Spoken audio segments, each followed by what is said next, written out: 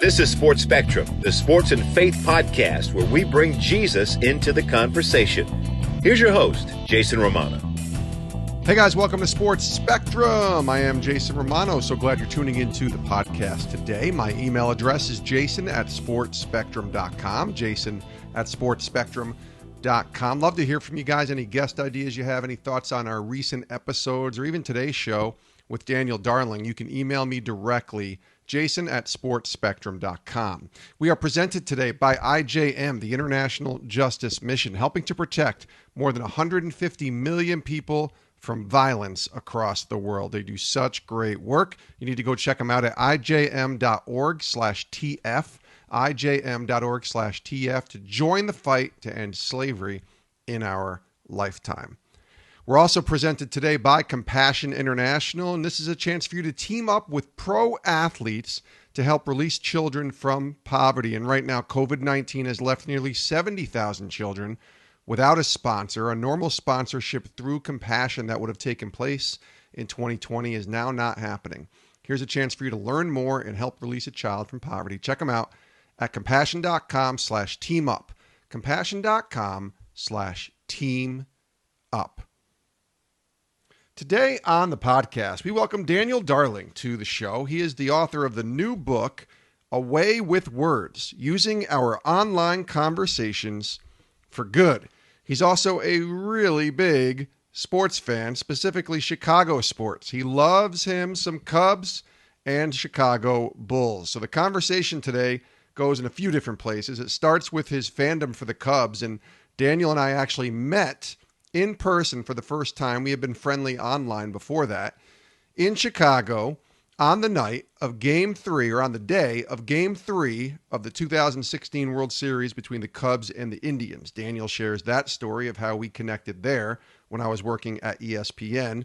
Then he talks about where his fandom for the Cubs came from and into 2020 and the pandemic, what it was like to watch The Last Dance as a big Chicago Bulls Michael Jordan fan. But then we get into the topic of online etiquette, social media, using our online conversations for good. That's the subtitle of Daniel's book, and that's the conversation that we have. Because so many of us have a great platform, even if it's 20 followers, it's a great platform to encourage others, to love others, to sow in to other people's lives with positivity and with the gospel. And we've messed it up. All of us have, including myself sometimes, in spewing off on social media and not being as encouraging as we need to be. So this is a great conversation with Daniel Darling, and he joins us here today on Sports Spectrum.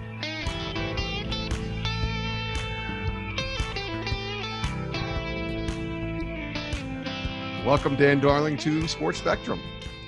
Hey, it's great to be here. It's an honor to be on Sports Spectrum for a couple of reasons. When I was a kid, I subscribed to the magazine. Okay. And I remember listening to the show, which was on radio. Chuck Swirsky.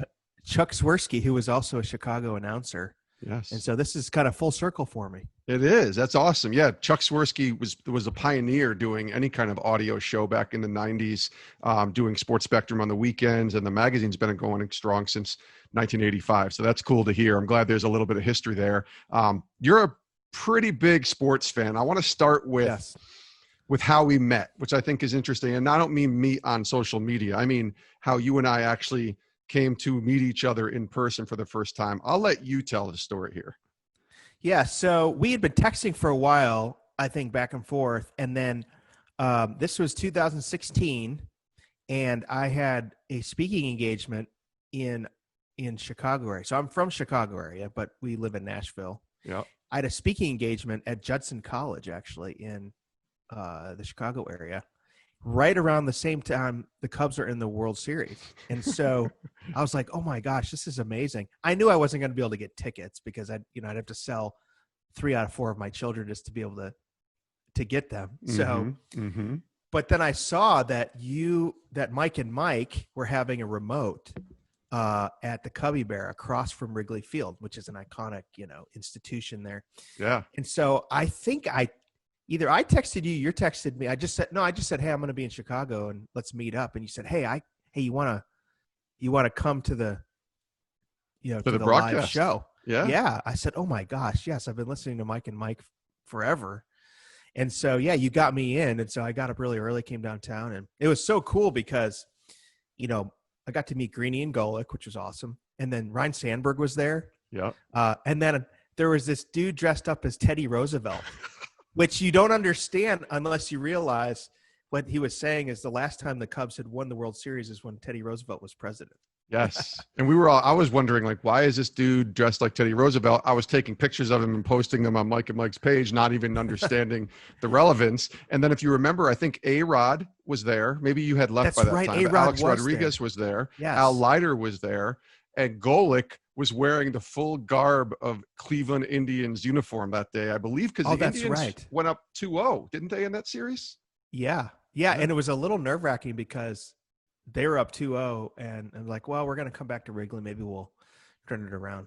But what an epic series that was, too. Well, I mean, if the Cubs are ever going to win a World Series, that's the way to do it. It's not just sweeping their way through, like to come back from 3-1 down to win it on the road in Cleveland in an extra inning game, maybe with one of the greatest game sevens ever. What's the emotions that you go through? This is 4 years removed now, which is kind of crazy that it's been that long. But go back to that moment when Chris Bryant throws the ball to first and Rizzo catches it and the Cubs are World Series champs. I mean, I just couldn't believe it. It was just so wild.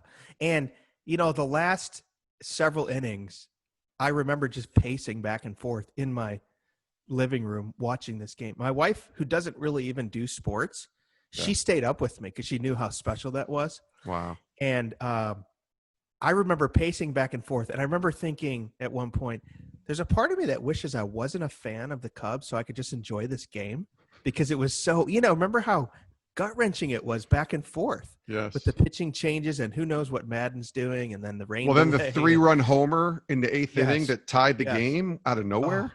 Yeah. Crazy. And so it was just like absolute euphoria. I was like, I cannot believe they won. Right. So anyways, yeah. And did you go into full, like, I'm buying every single piece of memorabilia, shirts, whatever I can buy? Yeah, basically. And my brother went all in. He went crazy. He sent me a huge box of stuff that I'm like, what am I going to do with all this? Like 10 different bumper stickers and like patches and a baseball. And like, he bought every single magazine cover and all. So I have all this stuff. All this Cub stuff. It's pretty cool. You got to redesign your office there behind you maybe and put some pictures up there. Well, my office at work is a little bit more of a Cub shrine because I have all that stuff. And I tried to buy Cub shirts for my kids when I was in Nashville. So I'd call up like Target and I'd be like, do you have Chicago Cubs t-shirts? Yeah. They're like, no, we have Titans t-shirts. I'm like, who wants a Titans t-shirt right now? So actually when I was there in October, I just like bought a bunch of stuff for our family. Yeah, that's what you got to do. And I found the trick. People listening, when you go to watch your favorite team and you fly to their city, go to a Walmart or Target. They have a lot of clothes, a lot of shirts, and they're 20 times cheaper than buying them at the ballpark. So yes, I've learned the trick on my trips to watch my favorite sports teams. So I'm excited for you, brother. You got this new book out. It's called Away with Words: Using Our Online Conversations for Good.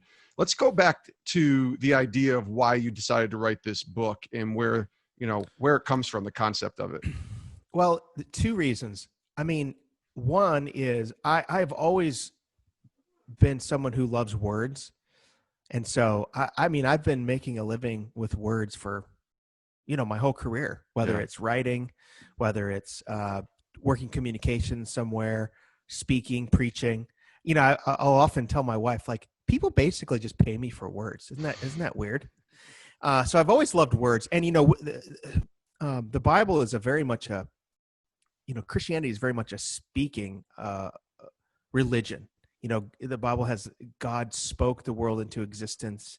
And, we have the word of God that is God's communication to us. And then Jesus is called the Logos, the word of God. And one of the ways that we are image bearers uniquely as humans is the high level in which we can communicate. Yeah. Right. So words, our words matter. I don't think Christians understand that all the time, but the words we use really matter to God. So that's the long answer. The short answer too is, I've just in the last few years just thinking through this a lot. We're in this digital age where it's so easy to communicate. This age of social media where we can publish quickly our thoughts, and it strikes me a lot of times that as Christians we don't often think about the words we use online. It's so easy just to publish, to post things. And Yeah. I think we really need to, I think we forget that even when we're advocating for something that we believe is the right thing, it's not just important that we speak out, but how we speak out and the words we choose to use. So this is kind of my attempt to help us think through that. No, I think it's a very timely book. We're living, who would have thought you and I both releasing books in the middle of a pandemic in 2020, Yes. right? So that's not exactly how you and I went about planning to write our books and release them. But there is a timeliness to it in the way that God works, I think. People have told me we've never more been in a crisis of leadership right now. So your book on leadership is really important. I said, that's a great point. I'd also say we've never been in more of I want to call it a crisis, but we could use that word as far as the way that we go about having empathy and the way that we go about sharing our feelings on social media. And so this book, even though maybe you didn't plan it, maybe you did, is really, really timely in the culture that we're in, the state of the country that we're in. How have you seen social media this year, say since March 12th, right? That's when the pandemic was declared and sports stopped and everything else stopped. You're on there quite a bit, and so am I.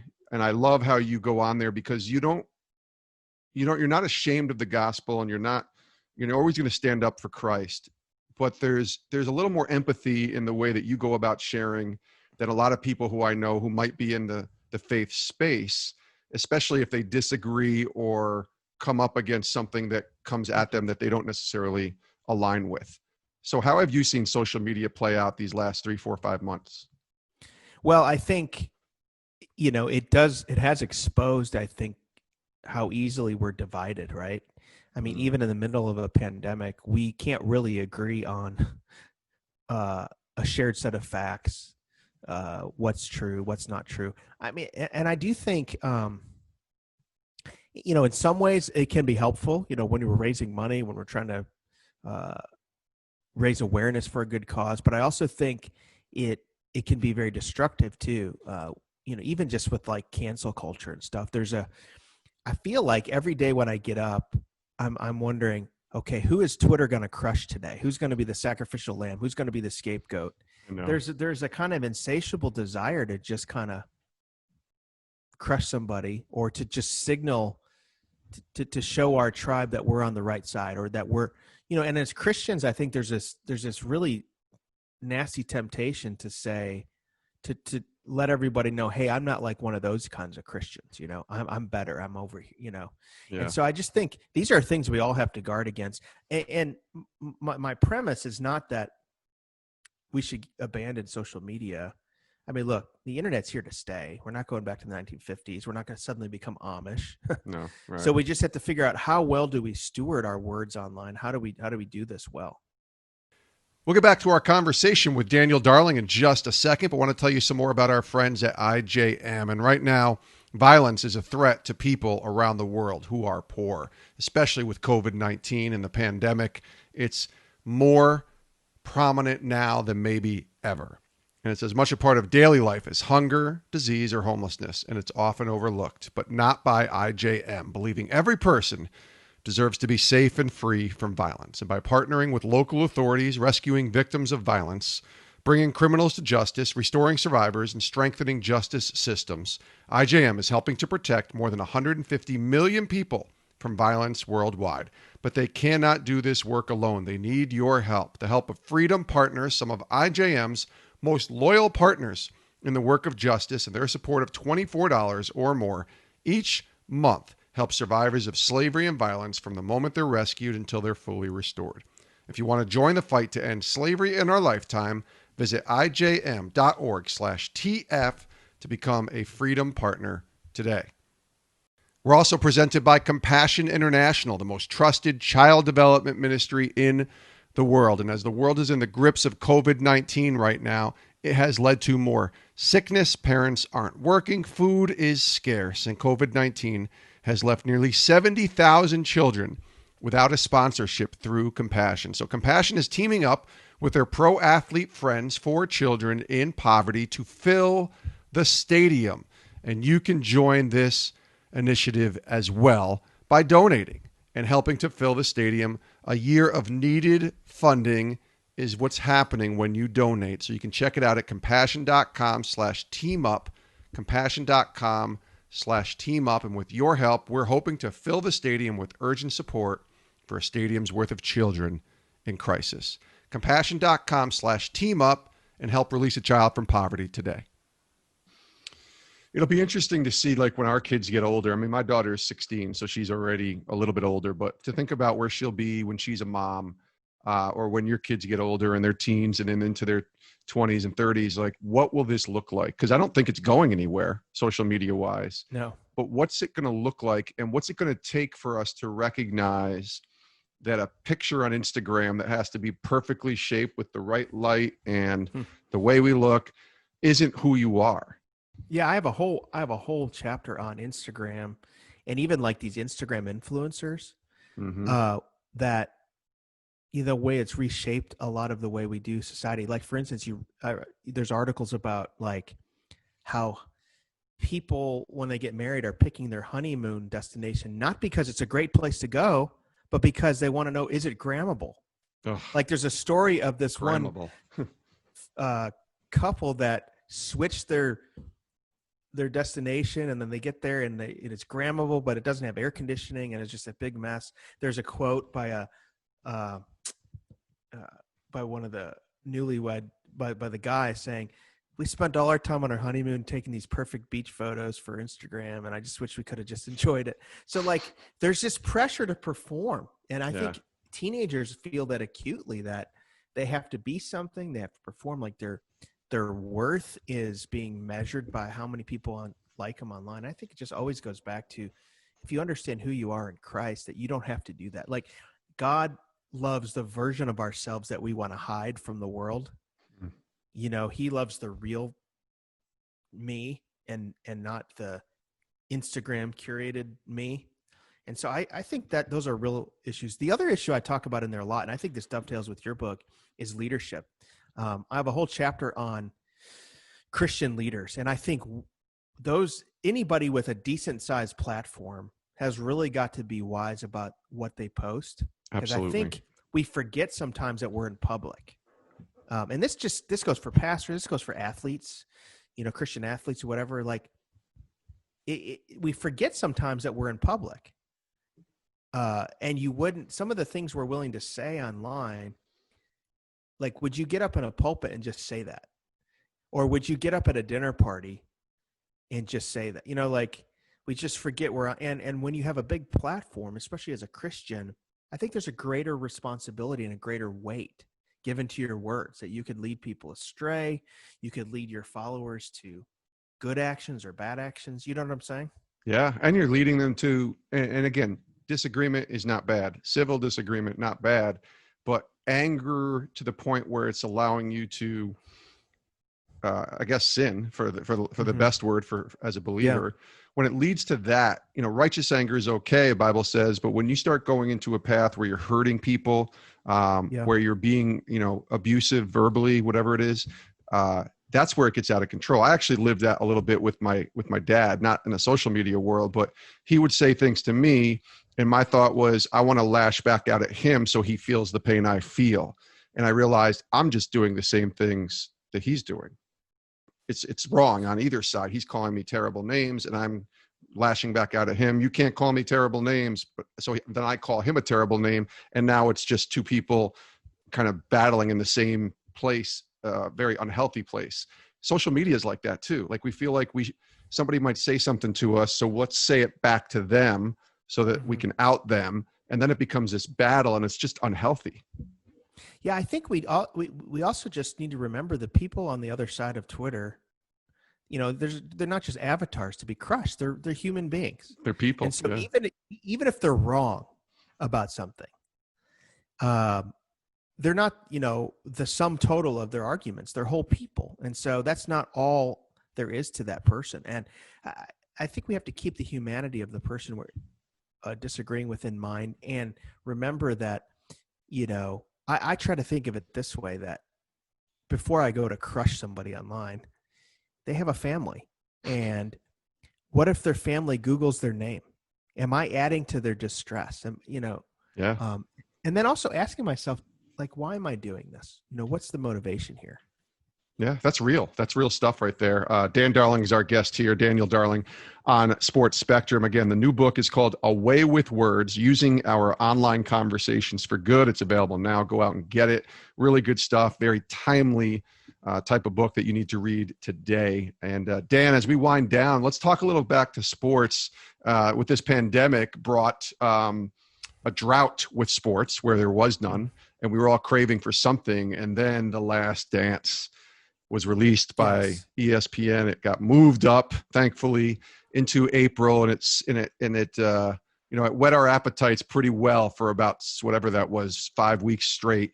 And I see a Michael Jordan book behind you over your right shoulder as we're recording this on Zoom. So this must have been perfect for you in terms of, let's just say, pleasing the sports fan in you, Dan.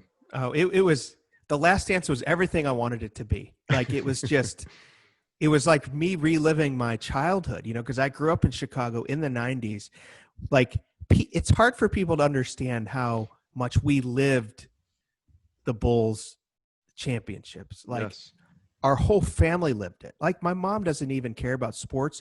My mom, during that time, could tell you every single up and down with the team, who's mad at who and all the drama and stuff.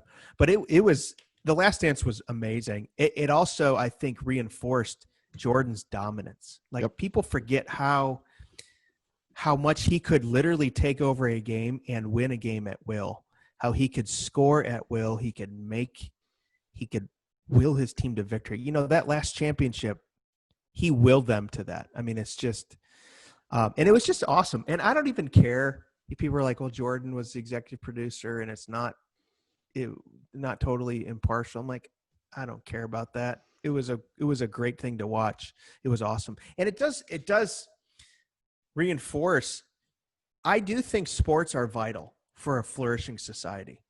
I mean, I agree. A lot of people in this pandemic were dismissing it. We don't need all this.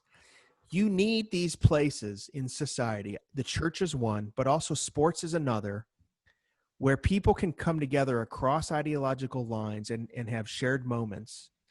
And it's part of the fabric of society. And when you shut all that down, I think a lot of the reason we're having a lot of social unrest is needed conversations about race, which have to happen. But also, we've taken away everything else. We took away sports, took away church. And you need these things. I mean, I think sports is really vital for a flourishing society. I mean, it gives people a place to gather, a shared thing to enjoy that takes their mind off of everything else. So I know you probably agree. Where else can you go where you can go and stand next to someone, wear the same jerseys or whatever, not know anything about them, and suddenly you're best friends, right? Totally. So you don't know who they're voting for in the election. You don't know their religious beliefs. You don't know where they come from. You don't even know if there's, what's going on inside them, what they went through, whatever, where they work. All you know is you and him or you and her root for that team right there. High five. Yes. And it just totally it takes away. It's like the simplest form of, honestly, I think it's what the church should look like in a lot of ways. I'm not worried about where you come from, what you believe, all this. Let's just come together, high five, and cheer together. Let's root together. Yeah. I mean, I have had conversations. I can have a conversation with any random person off the street about sports, and immediately we're bonded. Yep. Like 2 to 3 sentences in, I could figure out, okay, if they're from this town, do you cheer for this team or do you root for that team? Or, if I'm wearing a Cubs shirt and someone else is wearing a Cubs hat, immediately we're bonded, and we can talk for hours about the Cubs. And I think it's just a really good thing for society. I mean, I think it's good for us, and I think we missed it. Thankfully, The Last Dance did kind of fill in that gap. I mean, it did. It was appointment television. I had a group of about 15 friends, and we were on a text thread, and we watched it together. And the qualification to be part of that thread was you had to believe Jordan was the GOAT. Okay. If not, then you're out. And so we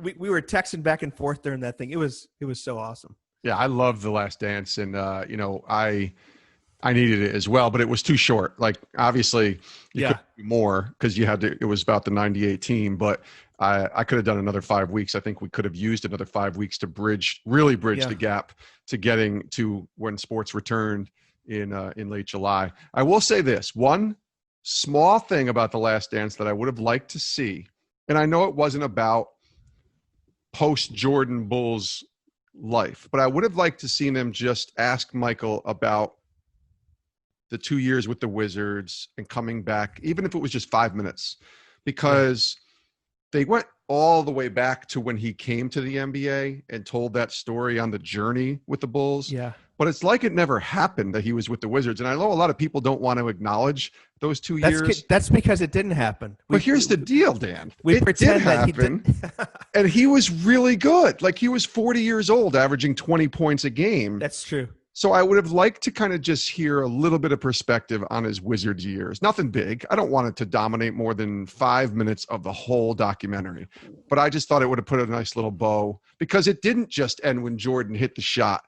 Well, that's what we all want to tell ourselves, though. Right, but people forget, like, it would have been nice, and it probably should have ended at that moment, but it didn't. There actually was 2 more NBA seasons that he played, 2 more All-Star games that he played, and 2 more games where he's scoring 40 a game at 40 years old. Like, I just would have liked to seen a little bit of that.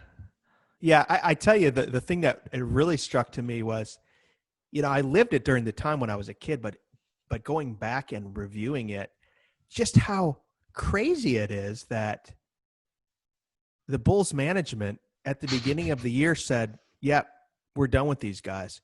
Insane. And looking back 20 years later, thinking, why would you do this? Like, to me, you would run that thing until they couldn't walk anymore. Like, what if they let him, like, why did Jerry Krause being so insistent on, we got to get rid of Phil Jackson? Like, I don't know. You look back and you say, how dumb that is. Like, what if they just, to me, if you got that, you let them play. You let them play until they're losing in the first round or something. Even if you just go one more year. And I think I don't think it was as much Phil, although it was Phil, but I think Pippen didn't want to stay there. But how do you not at least keep that team one more year? Even just because it sounded like Jordan, and of course hindsight's 2020, but Jordan looks back and says, I would have played another year if everybody stayed. And I'm like, oh no, that would have been amazing to watch. But remember, there was a lockout that following season, and there were no games until January. And I think the lockout had a lot to do with it. I think if they had started right away in October, they might have returned some of those guys. But there was a lockout, and it gave more time to kind of, I guess, drift away, Yeah, and the hubris, too, I think, of people who get successful on both sides, not just the management, but the players, like, of, we're invincible, and, hey, we'll build a team without these guys. And it's like, how's that working out 20, 30 years later, Not so great. Not so good. That's exactly right. That's exactly right. Let me ask you 2 last questions, Dan. We didn't get your testimony, but can you just kind of give us a Cliff Notes version on your journey to faith, and, if you grew up in a Christian home, what that was like, and then just kind of making that faith your own? Yeah. So I became a Christian at a young age, like I think I was like 4 or 5. My mom shared the gospel with me. My family story is really interesting, though. My dad grew up in a broken home, and, had to work since he was like 14 to support his mom. His father was an alcoholic. His stepfather was an alcoholic. The 1971 Billy Graham crusade came through Chicago, and my dad went to that crusade and walked forward and became a Christian, and him and his mom, and changed the entire trajectory of the family. To where, now I'm leading a family. Our kids are Christians. And so actually on my wall here, I have a picture of that 71 crusade. And, my dad's out there somewhere. Right. My mom's Jewish, and she came to the faith because she started dating my dad, and she became a Christian. So really they were first generation Christians. And then we grew up in the church. And, I do think you have to make your faith your own. I wrote a book about that like years ago about that. And, you know, every generation has to have an encounter with Christ, right? Had to have their own fresh encounter with the Lord. And, you know, the Lord has been real to me in my life, seeing him work in my life in a powerful way. You know, we can't just draft off our parents, but I do think it's a great legacy to give your children, you know, to teach them and to take them to church. And they don't even appreciate it. I didn't appreciate it that my parents took me to church every week. It was just something we did. Right. Yeah. We didn't even think about it. But to build that habit and that reflex, now that I'm a man and a father and a husband, you know, to be able to pass it on to our kids is really something. Yeah, it's just I feel the same way because we're kind of first generation Christians, my wife and I. Neither of our parents kind of walked with the Lord and had a relationship. And so we're navigating this brand new world ourselves and then trying to raise our daughter. And the one non-negotiable that's been the case since she was a baby and continues is, again, when we can gather in person, is we're going to church Sundays. That's what we do. Yep. And, you know, at the very least, that muscle is being flexed enough to where I think when she does graduate in a couple years, goes off on her own, that's not as foreign to her. Now, the growing in the personal relationship, she's going to have to develop that on her own without mom and dad and not live off mine and not live off my wife's faith. But we have the foundation there, and that's really what we've just been trying to do. So I love that story, man. That's awesome. Your dad at a Billy Graham crusade in 71. You got to get a picture of that and send it over when we're done here. So I want to see that picture. Yeah, I'll take a picture of it and I'll send it over, but it's pretty cool. Yeah. You know, and so I just think about like when Billy Graham died a few years ago, the legacy that he had, right? You know, that he faithfully preached the simple gospel, and so many people, you know, God used him, including my dad. You know, my dad, simple guy, walked forward, became a Christian, and but then the effect, changed the whole trajectory. Yeah, the ripple effect. The ripple effects are amazing when you think about it, you know, and how one man is obedient, Billy Graham, to go up. And I think Billy Sunday led Billy Graham to faith, if I'm going way back now, who was a former baseball player, and just all of the little ripple effects of different people that have been affected. It's pretty cool what God does and how he orchestrates all of it. All right, last question. What's God teaching you right now? So we're in a weird place in society and in life, and you know we're still in this pandemic. Hopefully it ends soon, but who knows when it's going to be. What's the Lord been teaching you? What's the great lesson he's showing you? Well, I mean, I think 2019 was an interesting year for me. It was probably one of my best years professionally, writing and everything else like that. But it was also a year of kind of trying to think through who am I? You know, I turned 41, and there's this weird thing for guys when they turn 41. There's even research about it that they kind of hit this midlife thing. I didn't go out and buy a Corvette or anything weird, but kind of wrestling through that. But it was a good thing to go through and to just come back to, okay, here's who God has wired me to be. Here's what I'm supposed to do. And really having a comfort level with like, okay, this is why I'm here. This is what I can do. 2020 is, you know, obviously God teaching us to hold things loosely. And, you know, this year has been so frustrating because you think, okay, one more month, 2 more weeks, and then it stretches into the whole year, right? Yeah. And I think I said about a month ago, 2020 is just going to be crazy, and I'm just going to have to resign myself to that. So when the losses come, the cancellations of life, it's not as hard. And it's really, I think, Jason, teaching us to trust the Lord better. Like, this is a year we have to trust the Lord in a way that maybe we haven't in our lifetimes, right? Just with everything being so up and down, all the normal things not being there. So I think trusting that God is in control, even if we disagree with policies or we think one government or one governor, whoever, is too hard or too soft, or, you know, at the end of the day, a lot of it's out of our control. And we just have to trust and say the Lord is not, he's not shaken by this year. You know, God is not up in heaven wringing his hands like, oh, what do I do about this pandemic? Yeah. So I think that's been the biggest lesson. Somebody said that this year, 2020, specifically with the pandemic and all that's going on, has revealed the idol of certainty. And I thought, wow, that's so good, because we so often as humans are hanging on to what we think we're certain of when we realize we have no control over anything. We really don't. So Good stuff, Daniel Darling. You're awesome, brother. I really appreciate you coming on the show today. Thanks for sending over a copy. I hope people go get it. It's called Away with Words, Using Our Online Conversations for Good, and the book is available now. All the best to you, my friend, and go Cubs. I can't believe I just said that, but go Cubs, just for you. Yeah. Well, thank you, Jason. And I really appreciate this wonderful ministry, Sports Spectrum. I think what you're doing is just awesome. So thanks, buddy. Many thanks to Daniel Darling for joining us here today on Sports Spectrum. All the best to him. And thanks to our partners today, IJM, the International Justice Mission. Check them out at ijm.org/TF, ijm.org/TF.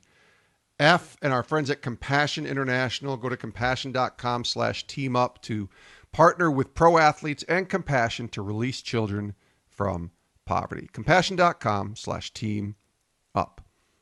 We also want to direct you to our website, sportspectrum.com. That's the home base for all of our content here at the Ministry of Sports Spectrum. You get daily devotionals. You get articles all day long on the intersection of sports and faith. And every single podcast can be found right there at sportspectrum.com. You guys are awesome. Really do appreciate your support of this show.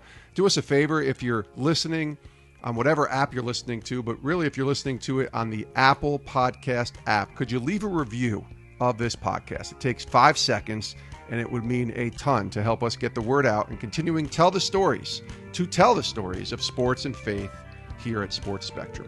Thanks for listening, and we'll see you next time right here on the Sports Spectrum podcast. I hope you all have a great rest of your day.